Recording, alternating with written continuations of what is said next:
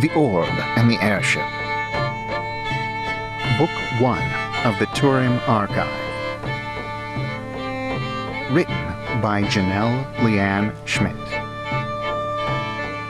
Narrated by Benjamin Fife.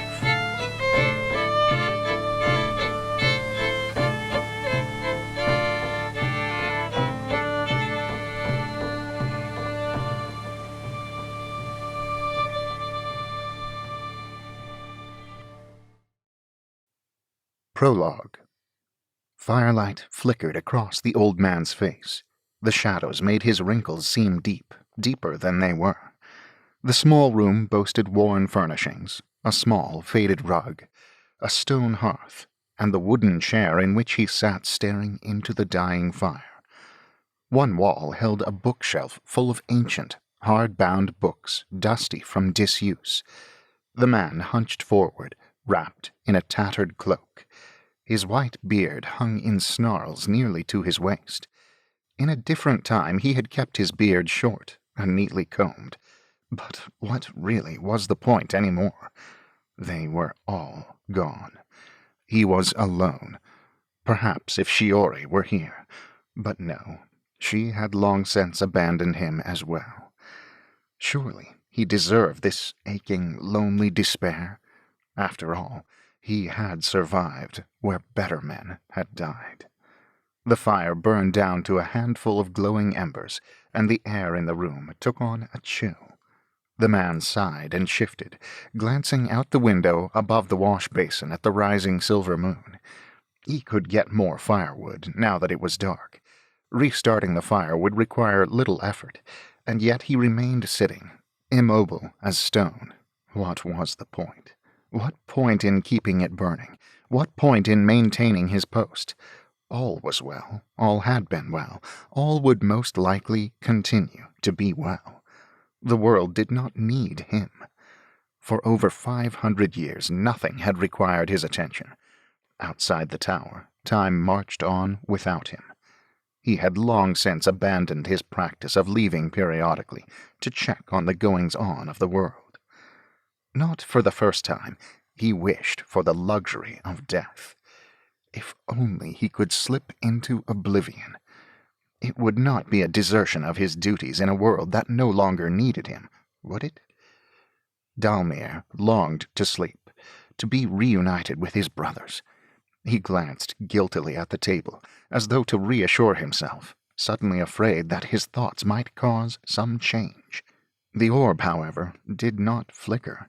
The orb was the only decoration in the room, a small, spherical ball made of blown glass that looked so delicate a breath might cause it to shatter.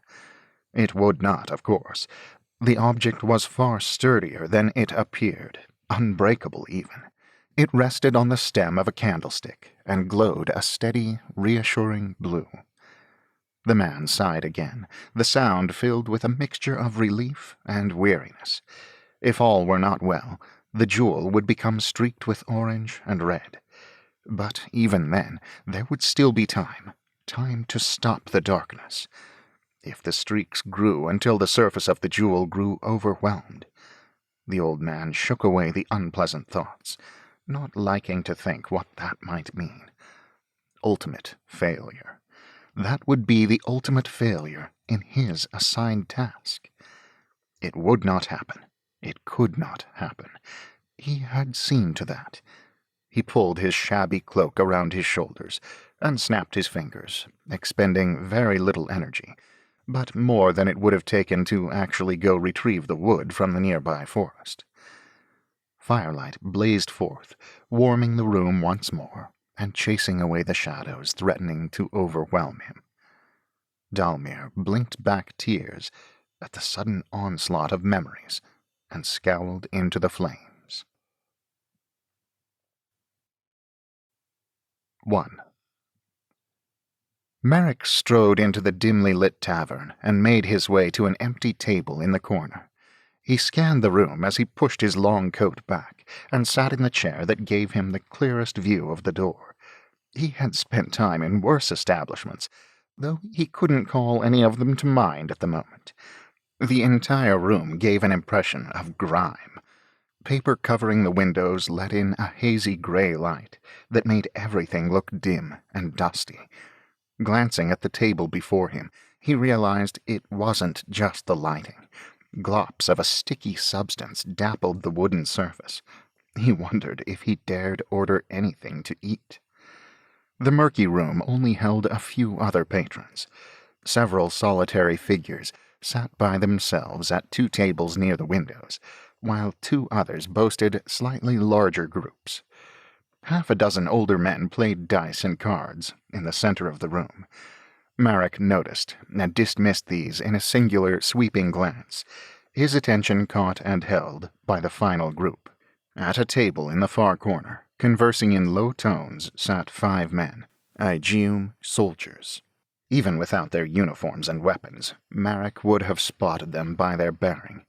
One of them glanced his way, and Marik acknowledged his notice with a small nod. The soldier narrowed his eyes, then returned his attention to his companions. A sour-faced woman headed toward Marik, wiping greasy hands on her stained apron. Under the apron, she wore a plain brown robe of a dress that was far from flattering. She stared icily at him. "What do you want?" she asked, her tone bored and disagreeable. "A tankard of your finest ale, good lady." He flashed his best smile, the one legends had been written about, but this woman seemed immune. She glowered, and Marik continued, more tentatively. "And a loaf of your softest bread, if it's not too much trouble." "I'll see your coin first," she demanded, pursing thin lips that were out of place in her round face. He pulled out his pouch and dumped a handful of small square coins in an even mix of stin and bars onto the table. Several of them accidentally landed in one of the sticky patches. Marik wrinkled his nose. "Be right back." The woman's tone, if not her demeanor, turned a shade more pleasant. Marik tried to relax, but the atmosphere in the tavern made it difficult. A strong, unpleasant scent of sulphur wafted in through the open doorway, making him reluctant to breathe through his nose. He risked another glance at the soldiers, but they ignored him. The tavern sat on the edge of a lake fed by the Pelo River, which, if the smell was anything to go by, clearly originated somewhere volcanic. A thick layer of grime covered the entire town, and the people he saw all wore sour expressions and drooping shoulders, as though weighed down by the heavy load of far too many cares and worries. Marik wondered again why Ario had insisted on meeting here. The woman returned with a pewter tankard and set it down, sloshing it carelessly. Drops of ale splashed across Marik, and he frowned at the droplets of liquid now seeping into his sleeve. The forest green was his favorite shirt, and the ale seemed inclined to leave a stain. He rubbed at the spots in exasperation as the woman slapped a tin plate in front of him with a clang. He stared in disbelief at the small, crusty slice of bread. Whatever else it might be, he could tell any attempt to bite into it would be bad for his teeth. "That'll be 40 steen." Marik's head snapped up. "For that?" He gestured at the disappointing repast. 40 steen, or you can take your business elsewhere." The woman growled, staring pointedly at the coins. "My good woman, what have I done to earn such unkindness? In most other establishments, that much coin would buy me a full meal and a room for the night. Some might be tempted to term your price robbery." He cast a meaningful glance at the soldiers. She ignored his implication. "We're not most other establishments, and I don't give a sulphur stone what some might say. We don't like strangers here in Ondoma, and we'd just as soon see you leave." She held out an impatient hand. "Peace, Griselda." A well-dressed man suddenly appeared, putting his hand on the woman's shoulder. "Marik here is with me." The woman's frown eased slightly. "Well then, 20 stin for the both of you, Ario. But you vouch for him. If he causes any trouble, he's your responsibility." "He won't cause any trouble, Desert Flower. You have my word of honor on that. Marik is a business partner. Bring me a mug of whatever he's having. There's a sweet lass." Ario poured a handful of rectangular coins into Griselda's apron pocket. Marik wrinkled his nose and retrieved 10 of the coins he had dropped, targeting the ones that had landed in the sticky substance. He plucked them up gingerly and took private delight in dumping them into the disagreeable woman's pocket. Spitefully, he hoped they stuck to the cloth and that the ooze stained every other article of clothing she owned when she washed the apron. He scooped up the clean coins and deposited them back into his pouch. Griselda departed, and the newcomer sat down. Marik noticed that Ario held himself away from the table, and divined that the other man had noticed the lack of cleanliness as well. "I was starting to think that you wouldn't make it," Marik drawled. "I got held up. I see you found the place." Ario's voice held a hint of a Palan accent. "It wasn't hard.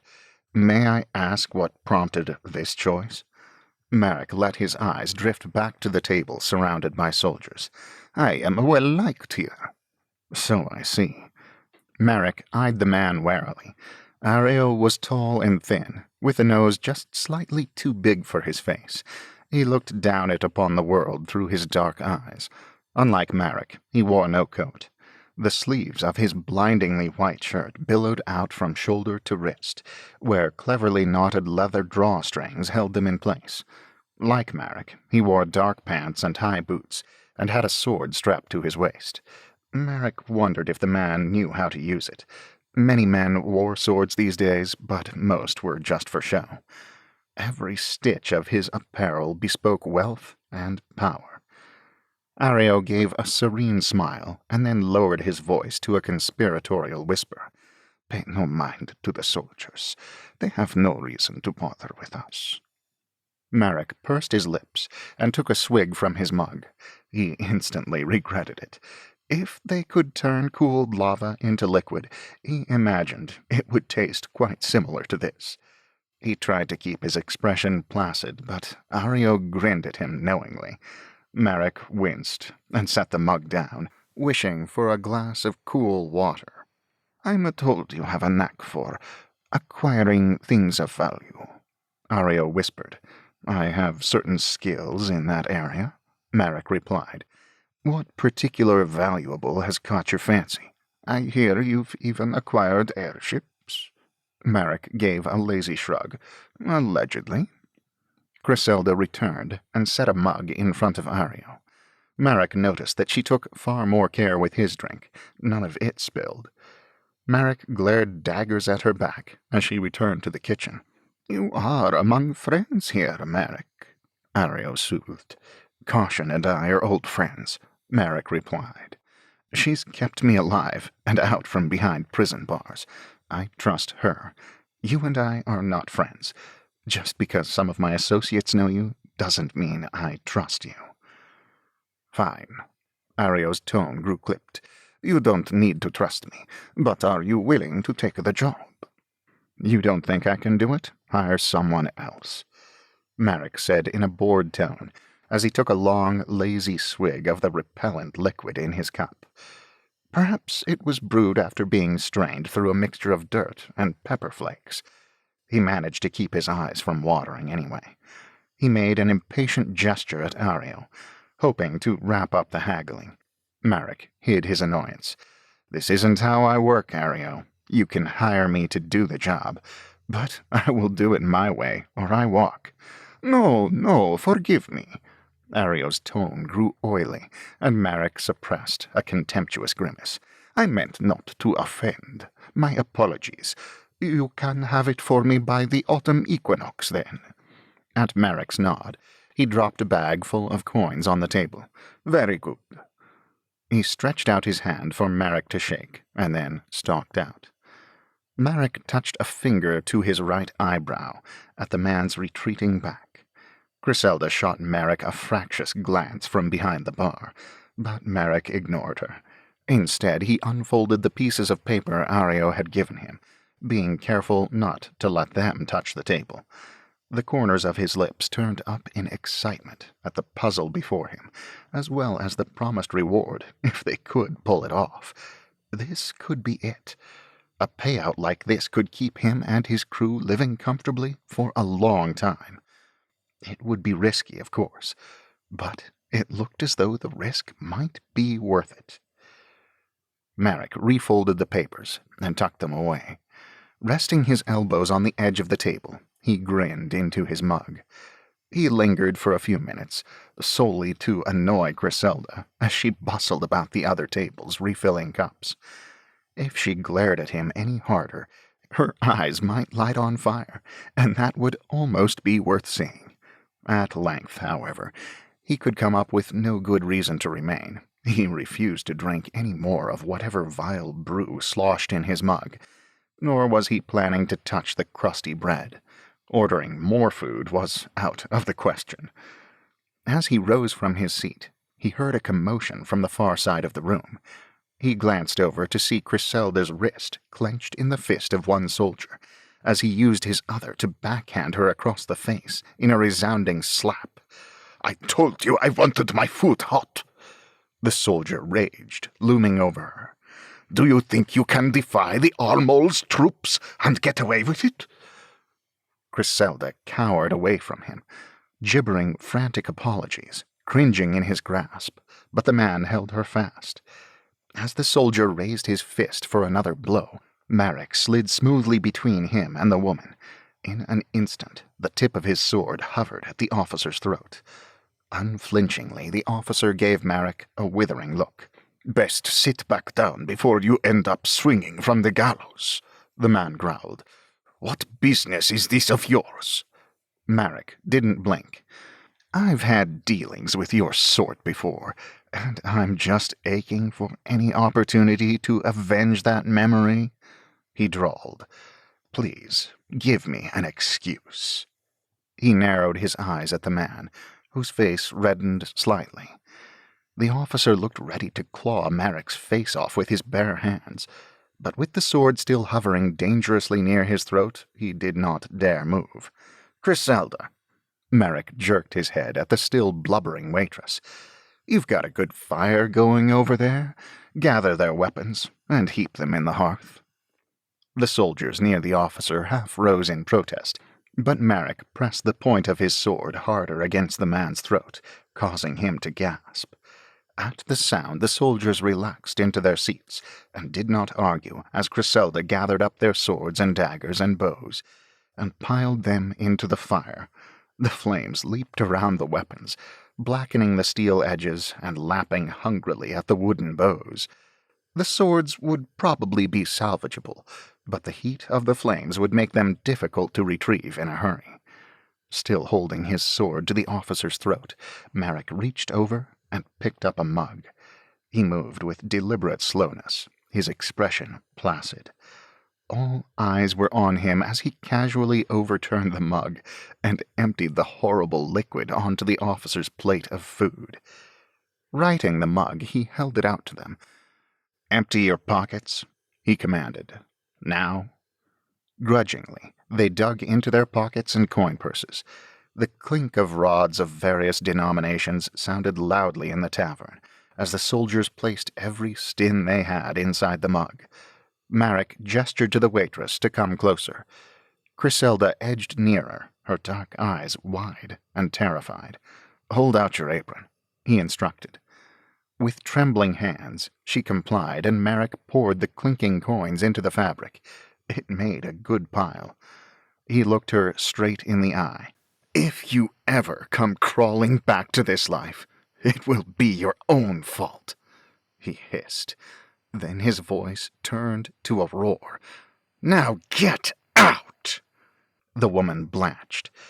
Gathering her apron around the precious coins, she fairly fled through the doors. With a bored expression on his face, Marik returned his attention to the dumbfounded soldiers. "The Armol's finest," he drawled.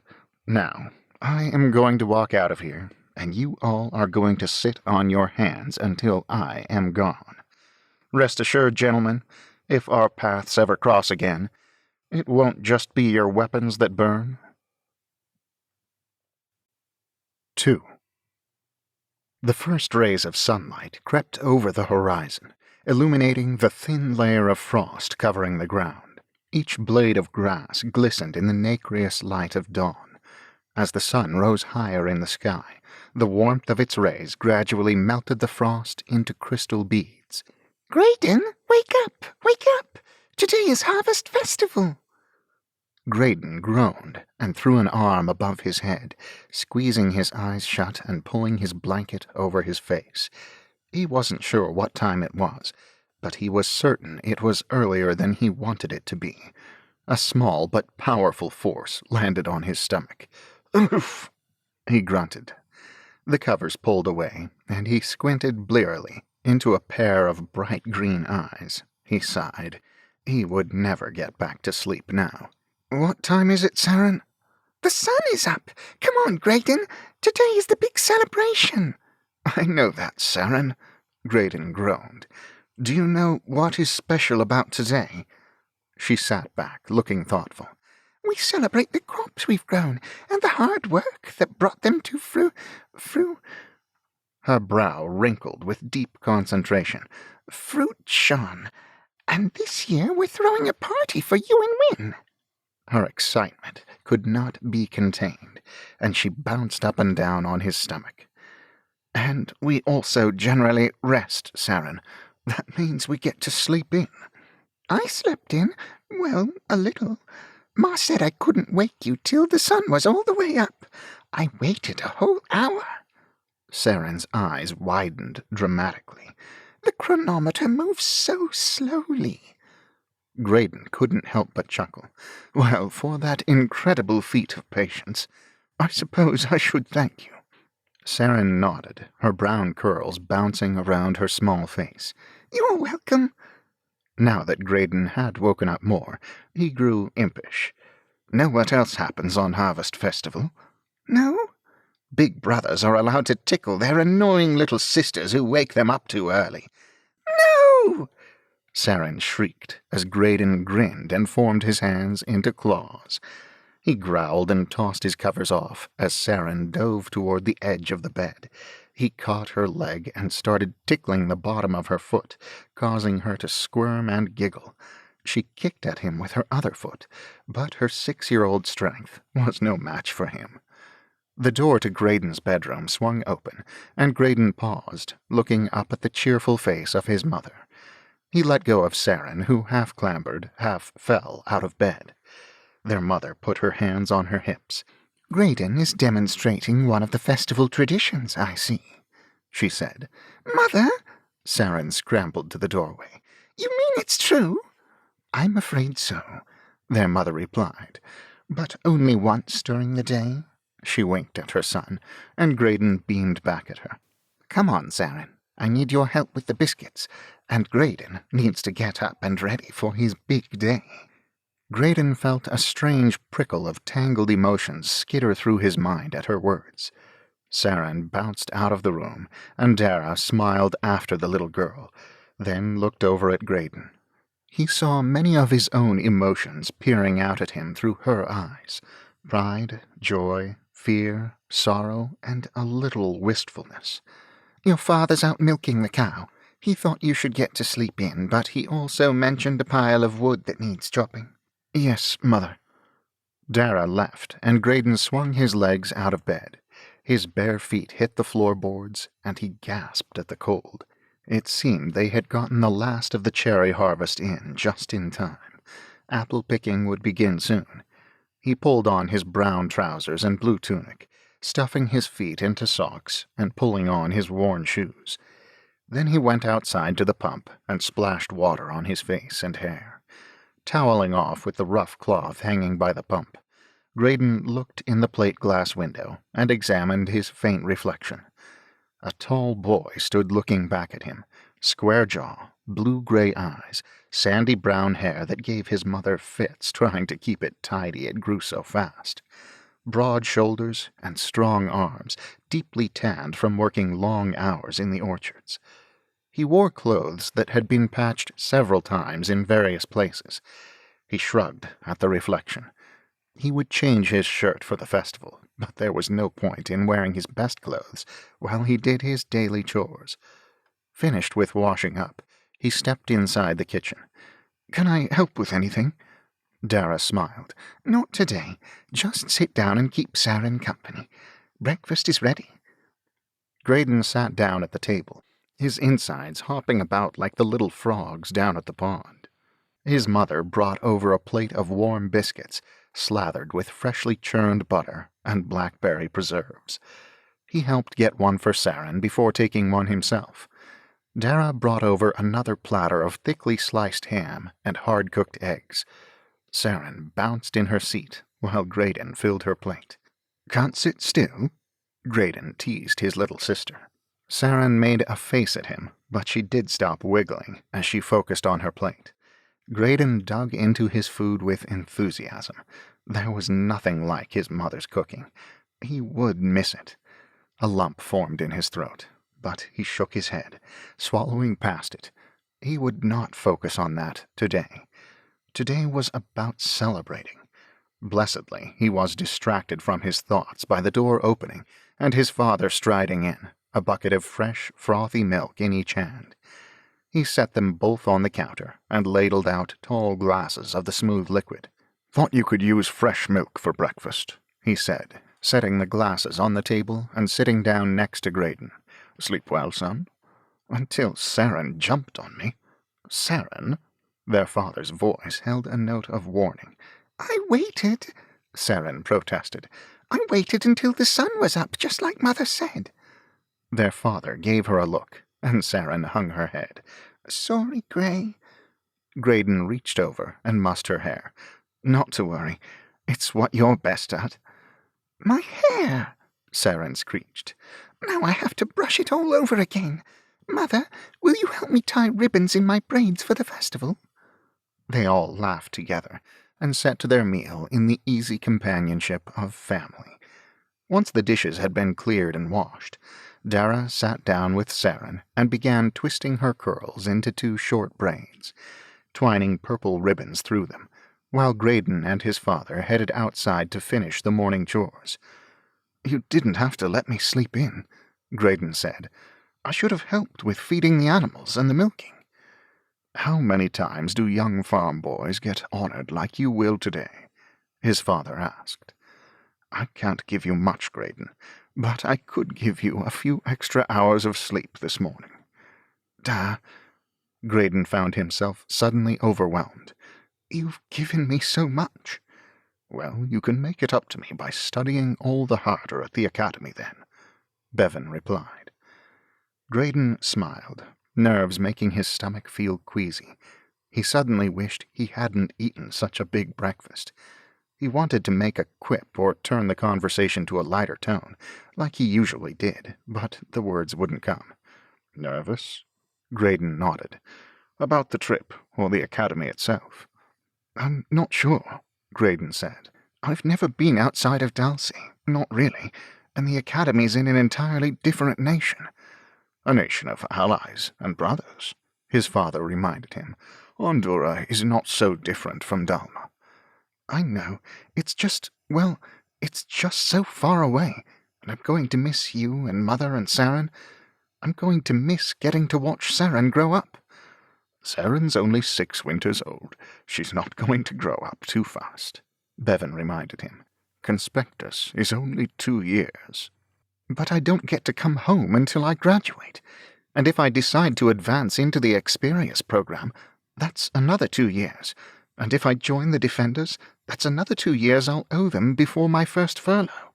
She'll be 12 before I can come home for good. I'll miss everything."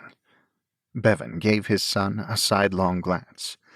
"Do you want to join the Defenders?" "I don't know," Grayden admitted. "Are you regretting your decision? All the work you've done? The studying? The practicing?" "No." Grayden searched for the right words. "I'm just realizing that maybe I didn't think it through. What it would be like if I were chosen. I mean, I never thought that far ahead. The goal was always just to be the one they picked. Beyond that, I knew it would be difficult for the village to raise the entrance fee, and I didn't know if they'd even be willing to, so I never really thought beyond that. And when I started, Saren was just a baby. Now she's, well, He gave a little chuckle. She's a sister. I guess I'm just wondering why I didn't consider any of this before. That's the way dreams can be, son. The reality of them can sneak up on you. Doesn't mean you shouldn't follow them, though. It just means that sometimes there are things you have to give up in order to do so. So you think I should go? I'm saying it would be a shame to waste all that effort and the scholarship money. But even more than that, it would be a shame for you to shortchange yourself that way. It will be good for you to see the world, get an education, and even make a difference beyond our small village. Whether you join the Defenders or not, this opportunity doesn't come to everyone. But no matter what I think, it is still your choice. Always has been. Your mother and I will be proud of you no matter what you decide. Grayden remained silent for several breaths as he considered. I made my choice the moment I started training with Master Farley. I can't turn back now, and I guess I don't really want to. I didn't figure you would. Bevan smiled. It's never been in your nature to quit. They reached the woodshed. Grayden grabbed the axe and headed toward the woodpile, as Bevan made his way to the barn. The festival activities would start soon, but chores on a farm were a constant that couldn't wait. They would head into town after the wood was chopped and the animals had been tended. Grayden had a feeling his father had gotten up extra early, so as not to make Saren wait any longer than absolutely necessary, and a twinge of guilt for sleeping in twisted in his stomach. His father worked so hard, and would have to work even harder or find the money to hire an extra hand once Grayden was gone. As he raised the axe, he caught a glimpse of purple ribbons down in the yard and chuckled at the sight of his impatient little sister. Saren had been looking forward to Harvest Festival since the day after last year's festival.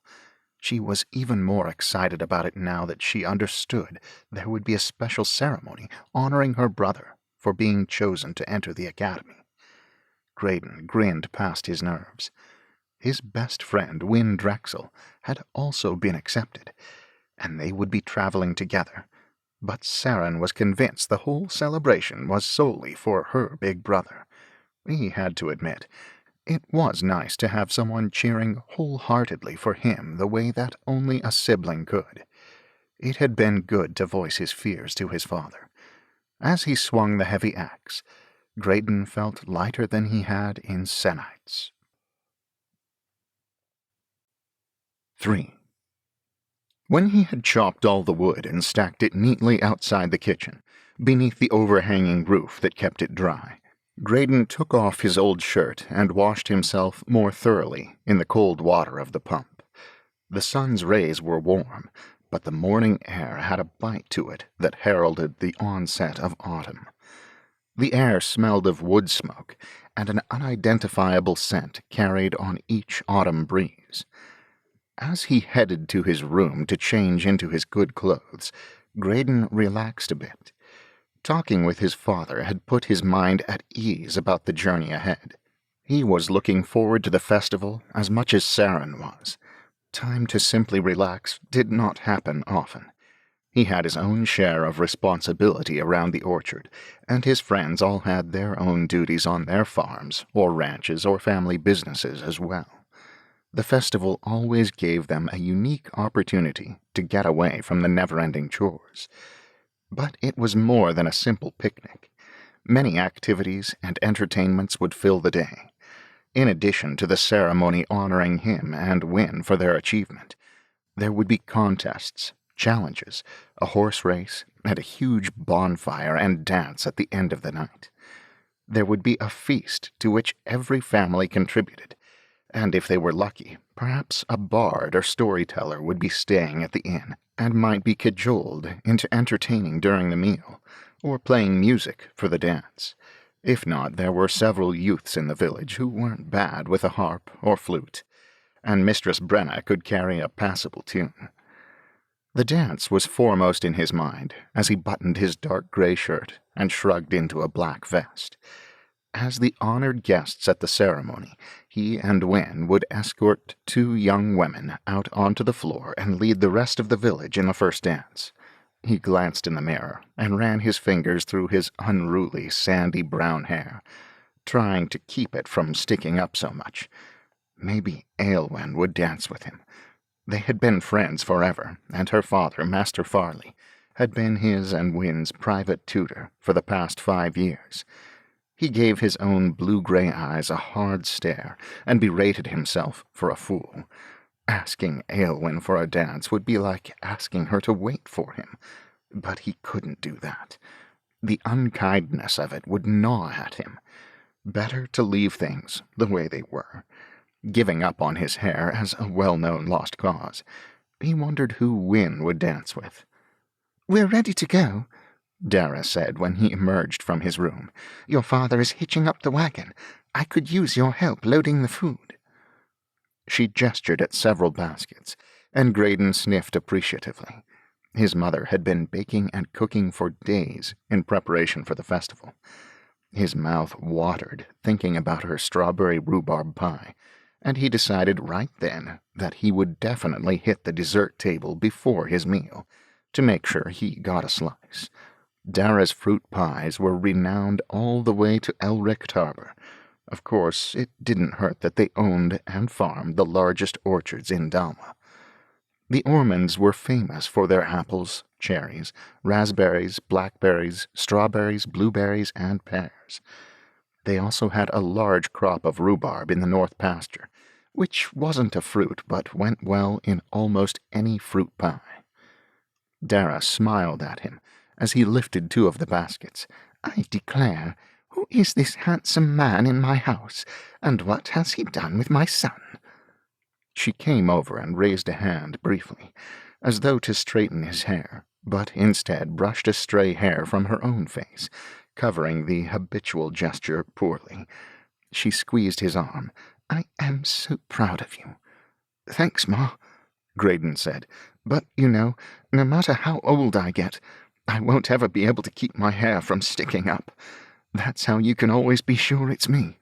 He grinned teasingly at her, acknowledging in his own way that he didn't mind her need to mother him a bit. "I must remember to buy you a hat at the festival today," she shot back. "I don't want those highfalutin academy folk to send you back on account of they think your mother never taught you how to brush your hair." Grayden chuckled and carried the baskets out to the wagon. Soon they were ready. Bevan helped his wife up onto the seat, and Grayden helped Saren into the back of the wagon before climbing in to join her. Saren wore a pale pink blouse and a bright orange skirt with tiny green flowers embroidered up one side. The purple hair ribbons completed the strange conglomeration of hues she had adorned herself in, and yet Grayden had grown used to his sister's taste in color combinations. "You look colorful, little sister." Grayden winked at her. Saren preened and held herself like a fine lady, supremely confident in her choice of outfit. His father clucked at the horses, and the team started forward down the road. Corn, one of the few crops still standing in the fields, waved their golden tassels in the slight breeze, promising a good yield this year for many of their neighbors. It wasn't a long ride. The Ormond farm stood closer to the village than many, but Saren's impatience knew no limits. She kept popping up from her seat to ask their parents if they had arrived yet. Grayden kept a close eye on her. The last thing they needed today was for his sister to fall out of the cart. The village center was already full of people by the time they arrived. Master Farley had opened up his pasture for people to let their horses graze. Wagons and carts lined the roadways. Long oaken tables covered with pitchers and dishes filled with the long-awaited wonders that only came once a year, and the impatience of the gathering crowd to begin the day-long feast was proof enough that the offerings of the Harvest Festival did not disappoint. It never disappointed. Harvest Festival gleamed in their hearts brighter than any jewel or gemstone could. This day of feasting, this celebration, this time with neighbors and friends would bring joy and comfort in the long chilly nights to come once winter descended. Grayden helped his father unhitch the cart and wheel it to an out-of-the-way spot. Then he and Saren helped their mother set out her baskets on a table. When they had finished, Bevan gave his children a nod. Saren squealed with delight and made a beeline for her group of friends. Grayden watched her run, her braids and skirt billowing. Saren had begun school the year before, but all the families in their little town of Dalsy were close, and so she had already known most of her classmates and quickly befriended the rest. Grayden looked around and quickly found Hunter, Burke, Aylwin, and Greta standing together near one of the dessert tables. He made his way to them as Mistress Ilsa began shooing them away. "The table with snacks is over that way.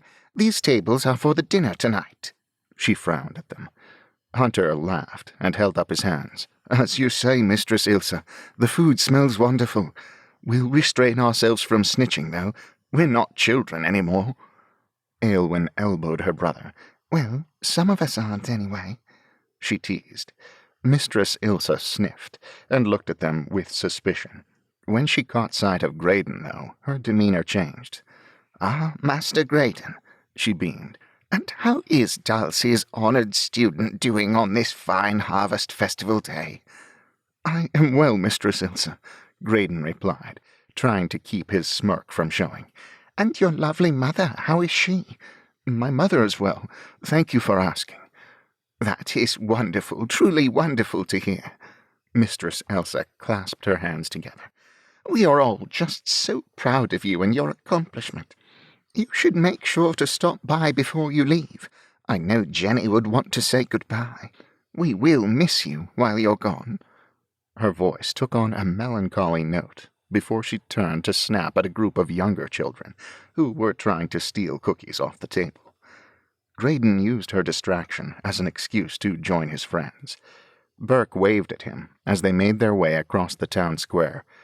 "So you gonna ask Jenny to marry you before you leave, Gray?" Hunter teased. "I'm sure it would set Mistress Ilsa's heart at ease. She seems rather distressed that you're leaving." Burke joined in. "You're the only boy in town good enough for her perfect daughter," Aylwin added with a laugh. "I wonder how she can be so oblivious to the fact that Jenny hates me," Grayden said. "Ever since I dipped her braids in my inkwell when we were 8, she's held a grudge and won't even speak to me." "Oh, never mind her. Who wants to watch the races?" Greta asked. "We can get corn sticks on our way over to the track." "Sounds good to me." Grayden paused, looking around. "Have any of you seen Wynn?" Hunter shook his head. "Not yet." "He's probably holed up in his shed," Burke said. "You know how he gets." "Well, let's go fetch him then." Grayden jogged a few steps. "We'll still have plenty of time to get corn sticks and get a good seat to watch the races." Grayden and his friends made their way down to the Drexel home and knocked on the front door. Mistress Drexel opened the door and welcomed them in. He could hear the clatter of dishes and voices in the house behind her. Best friends since they were young, Grayden and Wynn had spent countless hours at each other's homes, especially in the past several years, as they studied together for the prestigious Academy entrance exams. The Drexel home was always full of a sort of warm chaos. With 6 children, 3 of whom were still quite small, the house had a constant energy and noise about it. At times that could be difficult, if you needed quiet, which was why they often ended up studying out in Wynn's shed or back at Grayden's home, which was smaller but quieter. "Hello," Wynn's mother said, her voice warm. She took in the group with a glance. "Wynn's in the shed." "We figured." Grayden gave her a grin. "You can go on back," she said. A small child toddled up and tugged on her skirt, crying. In the house behind her came the sound of children squabbling, and Mistress Drexel turned her head to the noise. "Oh, dear."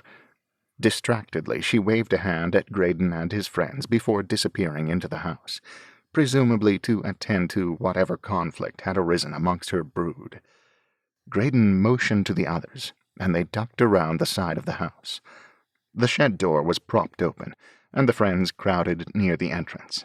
Wynn sat on a stool, hunched over the large, slightly slanted table that took up most of one wall, his pencil moving swiftly across the paper. His dark blonde hair looked as though he hadn't bothered to brush it yet, and his clothes were rumpled as if he'd slept in them. Every available square inch of wall space had papers tacked over it. The far end of the shed had a bookcase that held overflowing portfolios of Wynn's drawings, and several precious books written by or about science that Wynn most admired.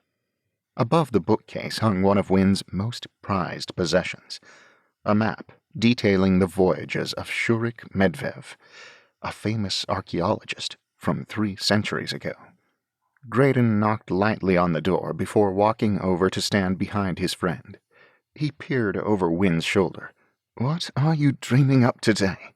he asked, keeping his voice quiet. Despite all his precautions, Wynn's pencil jerked, and he straightened abruptly, turning his head to stare at Grayden in wide-eyed surprise. His nearly black eyes stood out in stark contrast to his pale face. Not for the first time, Grayden thought that his friend should probably spend more time outside.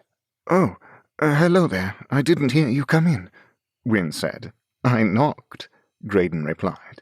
"You did?" Wynn frowned down at his paper, which now had a stray line on it. He carefully removed the line with an eraser, using a brush to sweep away the crumbled bits that were left behind. He looked at the precision of his drawing and the untidy mess left by the crumbly eraser and muttered, "Now there's a tool that could use improving." "Festival started," Grayden interjected, sensing that he should interrupt before his friend became seized by the frenzy of a new idea. Wynn looked up, a puzzled expression on his face, as though he had forgotten Grayden was there. "Festival?" His eyes widened. "The Harvest Festival? Today?" Wynn looked down at his rumpled, graphite-covered clothes in dismay. "Just started," Grayden assured him. "They're still setting up tables and food, but the races are about to begin. Why don't you get changed? I'll wait for you. Hunter and everyone can go make sure we get good seats." The others nodded and dispersed as Wynn hurriedly got up and crossed the yard to his house. Grayden entered behind him and was immediately bade to sit down, and a warm slice of freshly baked bread was set before him, along with butter and 2 different preserves. Wynn's youngest brother crawled over and pulled himself up on Grayden's knee. Grayden scooped the child up and settled him comfortably on his lap with one hand, eating the bread with the other. "This is delicious, Mrs. Drexel," he said around the mouthful of savory goodness. She gave him a sweet smile before setting out more plates for the rest of her family members. Master Drexel came out of another room and paused at the sight of Grayden. "Ah, young Ormond," he greeted him. "Welcome. I know I've said it before, but extra congratulations are in order this day, I believe." The baby fussed, and Grayden bounced him on his knee. "Thank you, Master Drexel," he said. Master Drexel came over and lifted the baby off Grayden's lap, then laid a calloused hand on Grayden's shoulder. "You've been a good friend to my boy," he said softly. "You will keep an eye on him for us, won't you? At the academy, I mean." Grayden swallowed his last bite of bread and nodded. "Of course," he assured the man. "Wynn and I will look out for each other, just like always." At that moment, Wynn appeared in the doorway of the room he shared with his oldest brother. His sandy blonde hair had been tamed, and he had changed into clean clothes without a hint of a wrinkle to them. "I'm ready," he announced. The 2 young men exited the house amidst a clamor of younger siblings, and Wynn's assurances to his parents that he would find them and sit with them at the dinner later that evening. Then they were outside. Grayden took a deep breath through his nose, savoring the mixture of crisp breeze and sun-warmed air in this time between seasons.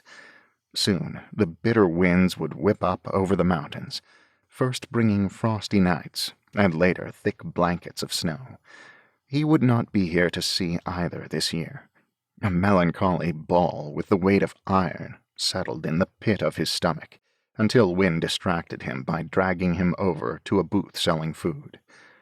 Munching on their corn sticks, ears of salted corn skewered on long wooden rods and slathered in butter.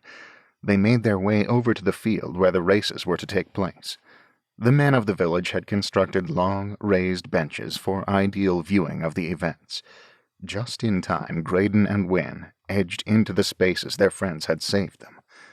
The children's races came first, the sack race, which Wynn and Grayden had won a few times in their younger years. Next, there would be the egg race. After that would come several foot races. Finally, there would be the horse race, which was everyone's favorite event. Grayden and his friends ate their treats and cheered and shouted for their friends and family participating in the various competitions. 2 young girls won the sack race. Saren was in the egg race, and Grayden jumped up and down and cheered louder than anyone else during her round. She came in third and waved her ribbon proudly, her cheeks flushed and her braids coming undone. Grayden pressed his way through the crowd so that he could congratulate her, and missed the first 2 foot races. The day wore on, and the events grew more and more competitive, until at long last, it was time for the horse race. Grayden settled in with his friends, eager to see which of the noble creatures would win this year. The race was for younger horses only, ones that were old enough to be saddle-broken, but had not yet carried a rider, which was part of what made it so much fun. The race comprised a single circuit of the track, but it was more than a simple examination of speed. It also tested the rider's skill with an untrained animal. As the trainers led the horses to the starting line, Grayden looked around. "Where's Hunter?" Burke gave him a puzzled look that quickly cleared. "That's right. You were congratulating Saren when he told us. Hunter's riding in the race this year." Grayden let out an exclamation of surprise and delight. "So he finally convinced his father. Which horse is he riding?" "The tall bay." Eowyn pointed.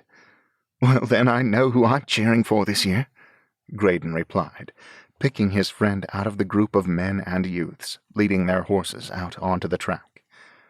As the racers lined up, the crowd fell into a hush.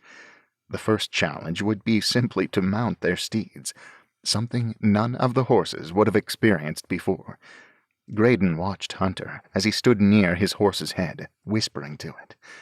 Hunter had a way with animals, and had wanted to be in this race ever since he could stand. The bell clanged, and the riders tried to mount their skittish horses. A few made it up on the first try.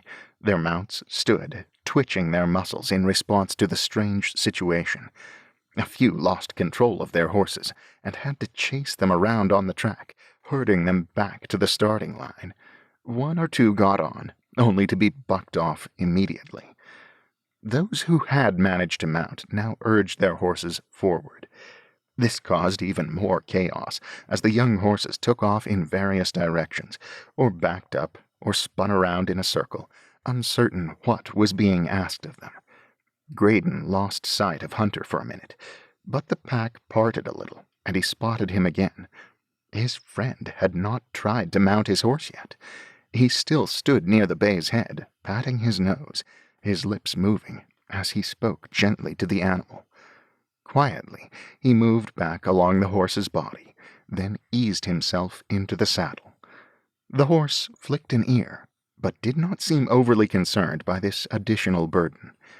Hunter sat still, his lips still moving.